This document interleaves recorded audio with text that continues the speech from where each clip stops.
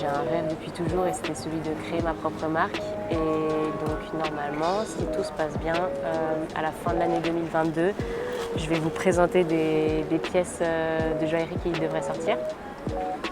Et voilà, donc ce sera un rêve qui va se concrétiser pour moi et après j'espère qu'il y aura d'autres pièces à venir. Je m'appelle Estelle Lagarde, je suis designer et gouacheuse en joaillerie et en horlogerie. Je suis aussi artiste peintre et j'ai lancé récemment ma propre marque qui s'appelle Lagarde.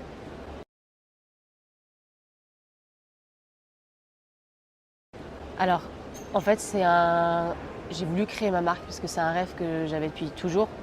Maintenant, de là à le rendre réalisable, j'avais tellement de chemin à faire pour pouvoir le rendre possible, mais de fil en aiguille, en fait, j'ai rencontré énormément de gens qui m'ont donné envie de le faire. J'ai aussi rencontré beaucoup de co-traitants où là, j'ai pu savoir où est-ce que j'allais créer mes pièces.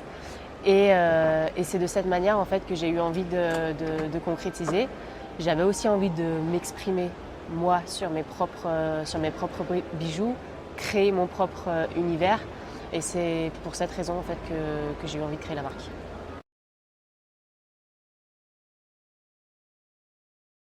Alors, la première pièce qui est sortie, c'est la paire de boucles d'oreilles nébuleuse fleurie.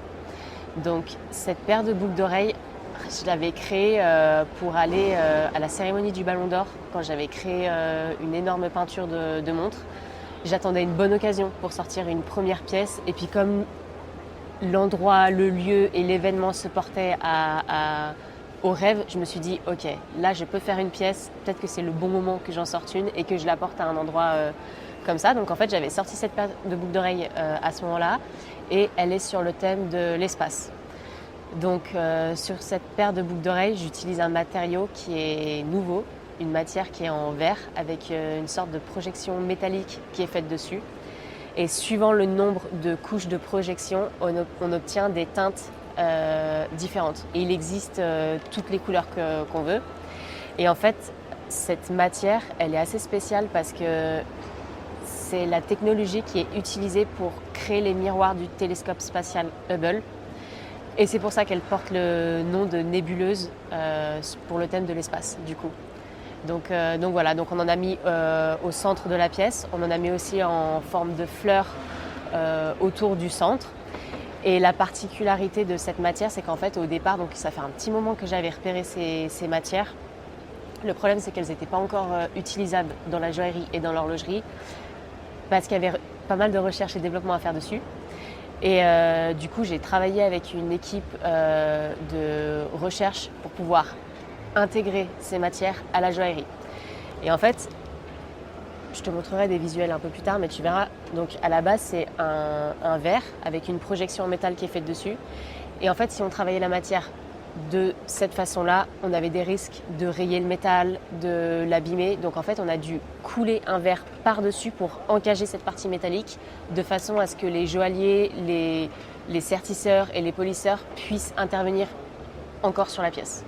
Donc là maintenant c'est fait, on peut l'utiliser et j'essaye de l'intégrer un petit peu dans toutes mes créations parce que j'aimerais bien que ça fasse partie de, je crois, de l'identité visuelle de mes pièces. Ensuite donc il y a un bracelet que j'ai créé en collaboration avec CVK, donc qui est une marque suisse et ils travaillent dans l'horlogerie, ils sont micromécaniciens et en gros ce qu'on voulait faire c'était mêler nos deux mondes, leur monde horloger et mon monde joaillier ensemble, d'autant plus que l'horlogerie, comme l'horlogerie est en train de s'inclure un petit peu dans toutes mes activités, ça faisait sens aussi pour moi.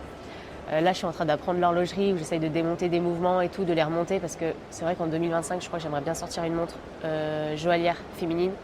Et du coup, c'est pour ça que je m'intéresse à tout ça. Et je me suis dit, waouh, en fait, il y a des éléments dans l'horlogerie des éléments et aussi des techniques, des finitions horlogères qu'on pourrait tout à fait intégrer à la joaillerie. Et c'est quelque chose que je ne vois pas. Et je me suis dit, tiens, ça aussi, ça pourrait faire aussi partie de mon univers. Et pourquoi pas essayer de faire une collab, du coup, là, avec CVK pour montrer ça. Donc, tu verras sur la pièce, on a fait un serti neige avec des rubis d'horlogerie qu'on a serti en leur centre grâce à une tige métallique. Et dans certaines de ces tiges, en fait, il y a des petits diamants qui sont encore sertis à l'intérieur. Donc il est assez spécial parce qu'on voit plein de petits ronds roses. Et puis pour le coup, c'est quelque chose aussi qu'on n'a pas vu. On a fait aussi des finitions horlogères dessus. Le bracelet, il se dévisse. On peut changer le cuir, le bracelet en cuir, et aussi changer la partie centrale. On va proposer plusieurs pièces, plusieurs bijoux centrales sur le bracelet différents. Donc voilà, c'est aussi un bracelet interchangeable, amovible. La bague Espoir, là pour le coup, c'est une bague qui est un peu plus personnelle, dans le sens où en fait, moi j'ai créé ma marque et mon entreprise parce qu'il y a 8 ans de ça, j'ai fait un burn-out. Je travaillais dans l'émail, dans l'horlogerie, et du coup, j'ai eu un arrêt maladie. Et pendant cet arrêt maladie, il a été question de savoir, ok, qu'est-ce que je fais de ma vie maintenant? Là, il faut que je retrouve du sens dans ce que je fais parce que là, je ne comprends plus. Et j'ai eu envie de me remettre à mes peintures, donc à gouacher. Et du coup, pour gouacher, il a fallu que je fasse quelques créations. Donc, j'ai imaginé une première bague, du coup la bague Espoir à ce moment-là. Et en fait, je lui ai donné ce nom pendant que je l'avais créé parce que j'avais l'espoir d'aller mieux, de me remettre de ça, de vivre de mes peintures. Et je crois même au fond de moi de créer ma marque, en fait de vivre la vie que j'ai maintenant professionnellement. Et donc quand il a été question de créer des pièces, je me suis dit ok, là il faut que je trouve une pièce symbolique pour moi, pour lancer la marque et pour l'expliquer. Et je me suis dit mais en fait ça vient de là. La véritable histoire de la marque et de pourquoi j'en suis là aujourd'hui, c'est parce que j'ai vécu tout ça. Et donc du coup là on a décidé de produire la pièce qui va sortir à la fin du mois de mai. À la fin du mois de mai, on l'a proposé sous un coloris différent du premier. Donc je pense qu'on fera plusieurs coloris différents. Peut-être que là pour l'instant j'avais envie de faire quelque chose de vert et rose, mais c'est possible qu'on en fasse des oranges jaunes, des roses violets, enfin bref, on verra. Et voilà, donc il y a une école aussi qui a intervenu dans la partie de la production parce que ça faisait sens aussi pour moi de donner ça à une école parce que je pense qu'eux aussi ils ont un peu les rêves en tant que joaillier d'avoir envie de travailler sur des pièces de Hojo. Donc je me suis dit ok, en plus le thème s'y porte, on va transmettre ça à des ateliers. Donc ils ont travaillé sur la partie rattrapage de fonte. Et ensuite, j'ai redonné à une autre entreprise toute la partie montage parce que là, pour le coup, elle était vraiment hyper complexe. Et en fait, comme c'est un design que j'avais imaginé à l'époque, pour moi, c'était hyper important de le respecter trait pour trait. Je me suis dit, on le change pas du tout. C'est comme ça qu'il est sorti et il va sortir comme ça. Donc, on a imaginé, on a créé en tout cas la 3D par rapport à ce design. Et ensuite, de cette 3D, il a fallu aller chercher les pierres. Et là, on est parti sur quelque chose d'assez costaud parce que du coup, il faut respecter exactement les dimensions de la CAO.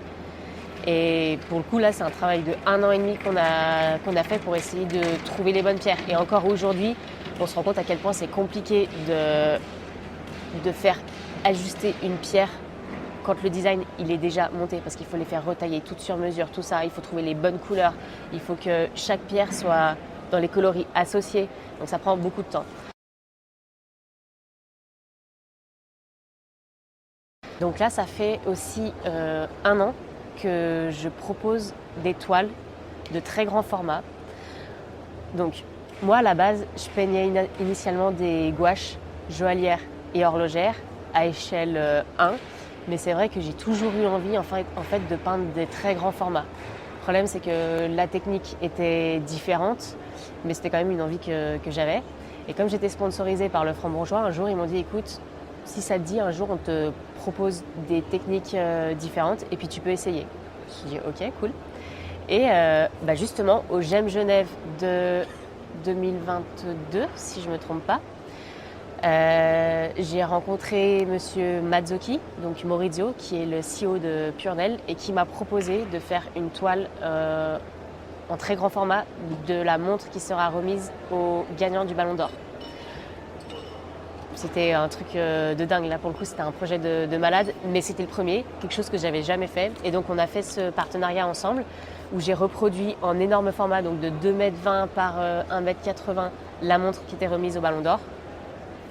Et après ça, du coup, où j'ai eu pas mal de demandes en fait par les marques horlogères pour présenter les nouveaux produits. Donc j'ai l'impression que je transpose un peu ce que j'ai l'habitude de faire en gouache, mais sur des très grands formats. Finalement, la technique est différente, mais dans mon style d'approche de la peinture, je suis dans l'hyper-réalisme. Et pareil, toujours avec une lumière qui arrive en haut à 45 degrés à gauche pour donner les volumes. Et j'essaye aussi d'intégrer ce qui me plaît dans l'art, à savoir le graffiti, le street art, le pop art. Donc dès qu'on me laisse une possibilité de m'exprimer en dehors de la montre, dans mon univers, je pars dans quelque chose comme ça, hyper coloré, avec de la bombe graffiti, des jets de peinture. J'adore, parce que c'est vrai que la gouache, c'est quelque chose qui est toujours hyper maîtrisé. Et là, c'est quelque chose qui me permet d'exploser un petit peu énergiquement en peinture. Donc on fait ce genre de style. Et ça m'arrive aussi du coup, pendant des événements horlogers où on me demande de créer la peinture d'une montre, celle qui sera présentée à un certain événement. Je vais aux événements, je la peins en live sur place et je propose aussi aux gens qui font partie de l'événement de peindre en même temps sur la toile. C'est quelque chose qu'on fait aussi. C'est quelque chose que j'adore faire en ce moment. Là, ça fait 1 an où j'en fais de plus en plus et pour le coup, j'ai vraiment l'impression que je peux m'exprimer dans le graffiti, m'exprimer aussi dans l'abstrait, où j'ai un peu cette notion de perte de contrôle parce que c'est vrai que du coup, la gouache, c'est très précis, minutieux, tout se joue dans la respiration et tout. Là, quand on est sur des formats aussi grands, j'ai l'impression de pouvoir exprimer un peu plus ma liberté. Donc c'est vrai que là, ça me plaît énormément. Et sur les réseaux sociaux, dans l'année, on m'a proposé de sortir en 3D, en résine, les montres. Donc en fait, je récupère des CAO que je fais sortir en résine et je peins en 2D sur de la 3D. Donc là, ça donne une dimension à des œuvres. Là, pour le coup, on peut plus appeler ça des œuvres, je pense, que des toiles, où on fait un espèce de cadre en menuiserie éclairé, où pareil, je donne mon univers hyper coloré à l'intérieur. Et suivant la luminosité qui est intégrée dans la menuiserie, on a même des changements de couleurs dans la peinture, où c'est rythmé par rapport à des néons, à des couleurs différentes. Et voilà, donc là, j'en ai fait quelques-unes. Pareil, c'est un truc que j'aime trop, c'est une dimension qui est totalement différente. Pour le coup, voilà. Là, vraiment, j'ai l'impression en ce moment que je me sens complète. Je fais énormément d'activités différentes. Le gouache en co-traitance pour les marques, le design en co-traitance pour les marques, ma marque, où là, je m'exprime dans mon propre univers, mais aussi artistiquement et en termes de technique pour la peinture, où là aussi, j'ai l'impression que c'est quelque chose qui est différent, mais où je me sens complète en fait dans tout ça. Donc c'est toujours un peu compliqué d'expliquer tout ce que je fais. Parfois on me demande même de faire un choix où on me dit non mais attends, en fait tu choisis. C'est soit tu bosses pour les marques, soit tu bosses pour toi, soit tu bosses pour où tu fais tes propres peintures. Mais en fait, je crois que si je suis pas, en fait je suis tout ça. Et si on me demande de faire un choix, je serai pas moi. Donc aujourd'hui c'est un peu compliqué à expliquer tout, mais clairement c'est moi et c'est mon univers. Et d'ailleurs je commence à me poser pas mal de questions sur la marque. On me demande c'est quoi l'univers de la marque, la garde c'est quoi. Mais en fait, je peux même pas vous expliquer exactement ce que c'est. Je pense que c'est tellement un accouchement personnel et sur le long terme. Pour le coup, en tant que créateur, je pense que c'est un peu notre personne qui s'exprime et aussi notre univers qui est mis en avant. Et je pense pas que c'est quelque chose qui est figé. Ce que je suis aujourd'hui, je le serai sûrement plus demain. Et je suis déjà plus que je suis hier, donc en fait c'est quelque chose qui est en perpétuelle évolution. Et du coup ce que je dis c'est, ok, en fait venez dans l'univers Lagarde, je vous propose de suivre l'évolution de ce qui se passe, mais c'est pas quelque chose de figé, parce que je suis en propre, moi aussi, recherche pour créer. Il faut être ouvert, je pense, à plein d'univers, de choses auxquelles j'ai envie de m'ouvrir. Et du coup je me laisse cette liberté-là.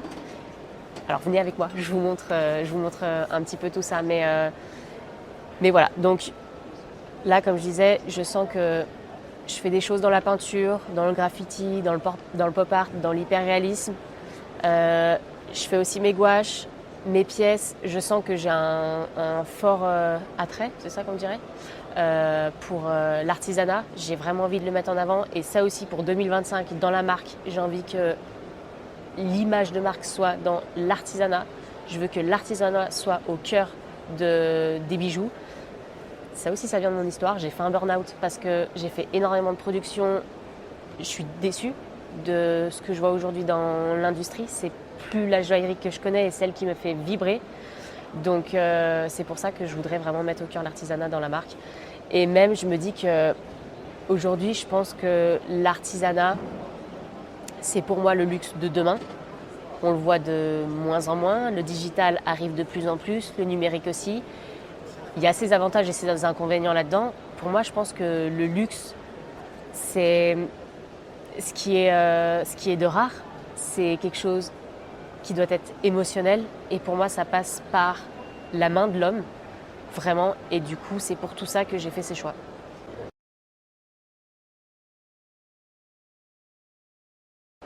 J'en ai un, mais c'est engagé, je pense. Mais je vais le faire. Euh, J'aimerais, pour 2025, comme je dis, je pense que c'est un peu engagé, mais je suis obligée de me mettre une deadline pour aller de l'avant. J'aimerais créer une montre horlogère féminine entièrement fait main.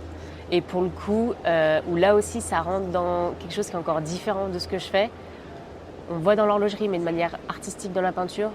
Sauf que ça commence à me passionner aussi, vraiment, dans le produit. J'adore voir les artisans qui façonnent cette industrie. Vraiment, pour le coup, je suis en train de rencontrer des personnes incroyables dans tout ça. Et là, j'ai une autre passion qui est en train de naître, c'est celle de l'horlogerie aussi. Donc je me dis, allez, let's go.